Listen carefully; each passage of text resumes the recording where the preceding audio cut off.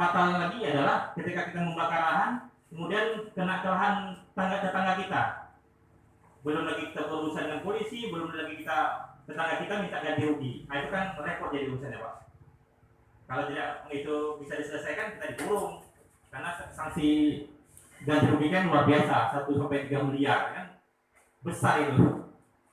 Ya, kalau kita punya kenalan di dalam kan bisa kita 86, tapi tetap keluar duit. Tidak mau dia cuma-cuma.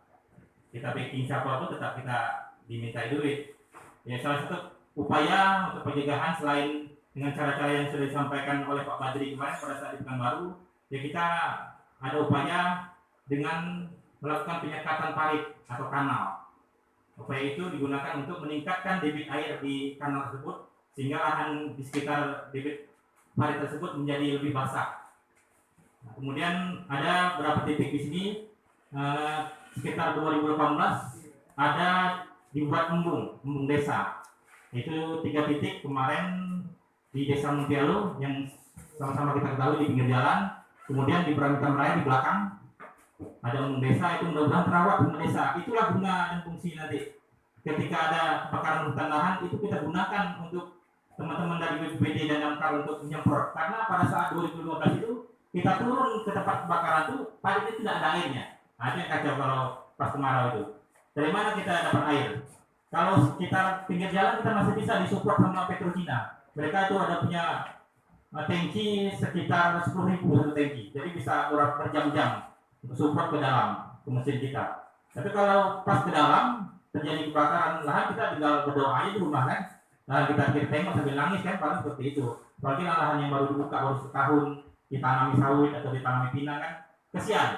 Karena tuh enak kalau kita sendiri yang bakar. Kalau orang lain kan, orang yang tak kemana-mana atau orang sambil lewat mancing melemparkan puntung rokok jadi. Nah itu tetap kalau musim kemarau kami sarankan juga Bapak para petani ya untuk terus mengontrol lahannya. Karena kadang di kanal-kanal yang sudah kita buat itu orang mancing. Numpang mancing Pak. Nah itu yang sering terjadi juga. Kita tahu sambil mancing habis puntung rokok dilemparnya jadi apinya. Kan seperti itu. Jadi kami berharap juga ya sama-sama kita jaga. Kita petani ini karena orang tua saya juga petani di seberang kota. Tapi seberang kota itu gampang luar biasa juga, tinggi juga. 2015 kita ketahui ya ada kebakaran hutan dan sebagian lahan gambut ya 2,7 juta hektar dengan kerugian negara sekitar 16,2 miliar US dollar atau sekitar 242 miliar. Itu lebih kurang 2 kali lipat dari penanganan bencana tsunami Aceh 2004. Nah itu Pak. Dengan latar belakang itulah maka Kementerian Lingkungan Hidup dan Kehutanan bekerja sama dengan Majelis Ulama Indonesia di pusat meluncurkan Patul MUI pasca itu 2016 lahir ini. Lahir Patul MUI di next one. Terus ini lahan gambut tadi yang terus ini kanal-kanalnya. Kanal-kanal yang bisa kita lakukan ini di WKS banyak ya seperti ini Pak ya. Kalau tempat kita biasanya anak parit Pak ya. Anak parit. Kalau di bawah kebun pinang, kebun kelapa dalam itu biasanya anak parit yang kita bikin. Karena itu kalau lahannya lama tidak diurus, anak paritnya mati. Nah itu kalau orangnya apalagi kalau orang tungkal yang punya kebun di sini. Kebun kita bagus kebun sebelah jadi itu. Jadi tempat mangkalnya babi hutan. Jadi kadang bisa ganggu kebun kita juga kan. Anak-anak paritnya bisa mampet gara-gara digali sama babi hutannya. Lanjut Mas. Nah ini kanalisasi perusahaan biasanya di WKS bisa kita lihat kebun-kebun akasianya dilakukan kanal yang luar biasa. Ini kebakaran lahan, ya kalau kebakaran lahan tidak usah cerita.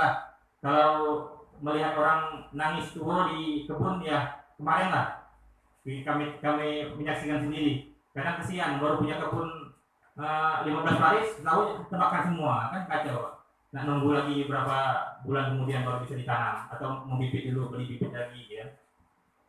Nah ini itu ketebalan gambut kita.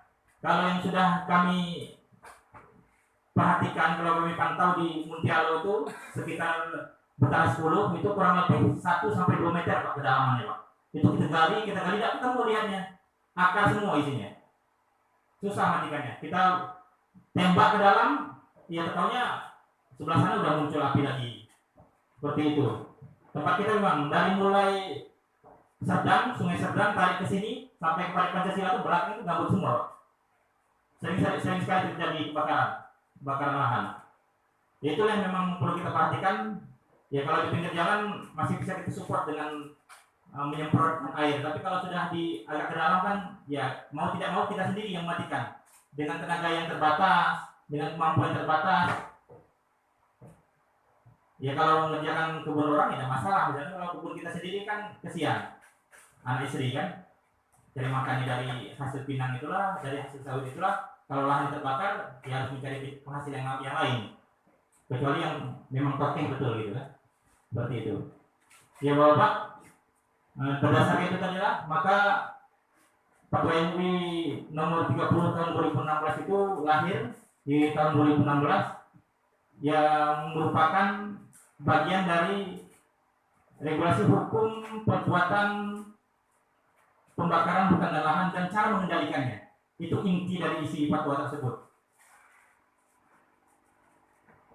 Nah, kemudian fatwa ini merupakan juga upaya untuk meningkatkan kesadaran masyarakat kita untuk sama-sama menjaga lingkungan, kemudian sama-sama tidak melakukan pembakaran di lahan-lahan yang mereka miliki, dan ya juga ini contoh perbuatan kebakaran lahan.